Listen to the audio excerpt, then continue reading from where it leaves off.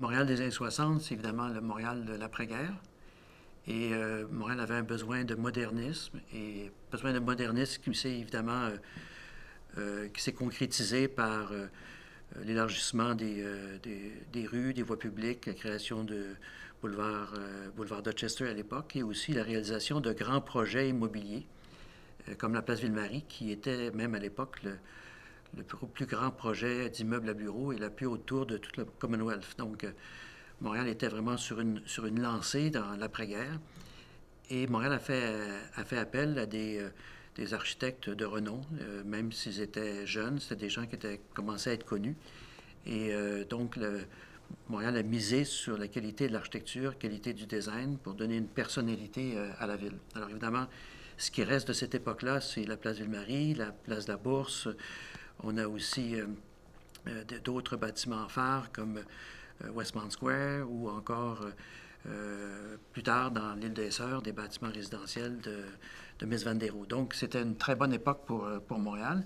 Et l'apogée de cette période des années 60, c'est l'Expo 67, qui venait vraiment là, consacrer cette orientation vers une architecture internationale, le design de très, très haute qualité, et design jusque dans le détail, c'est-à-dire de l'aménagement d'un espace jusqu'au mobilier, c'est-à-dire du territoire jusqu'à l'objet le plus petit. Donc, c'était vraiment une grande période de gloire là, pour Montréal.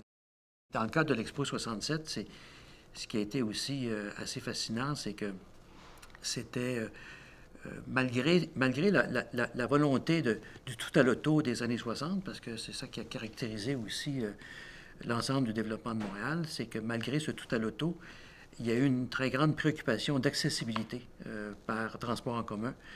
Et c'est une raison d'ailleurs du succès de l'Expo 67, qui a été la plus grande exposition presque de l'histoire de l'humanité à l'époque. Puis encore aujourd'hui, c'est encore pratiquement la plus grande, c'est certainement la plus importante au niveau du design et de l'architecture, compte tenu du nombre de visiteurs. Mais il n'y aurait jamais eu 50 millions d'entrées s'il n'y avait pas eu cette accessibilité fantastique avec notamment l'Expo Express et le métro. Donc Montréal devenait véritablement, dans les 60, une ville moderne, et une ville moderne de classe internationale par son architecture, par ses infrastructures et par sa vision.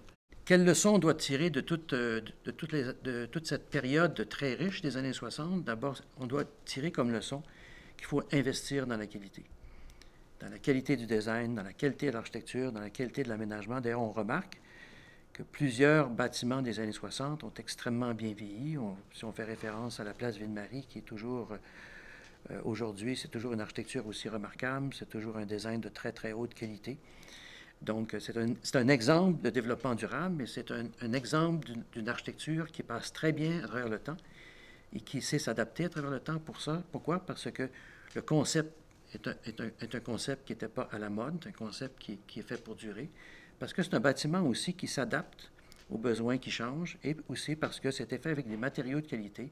Ce qu'on doit retenir aussi, c'est qu'on peut garder le meilleur parce que l'héritage des années 60, il y a des choses excellentes, il y a des choses moins bonnes.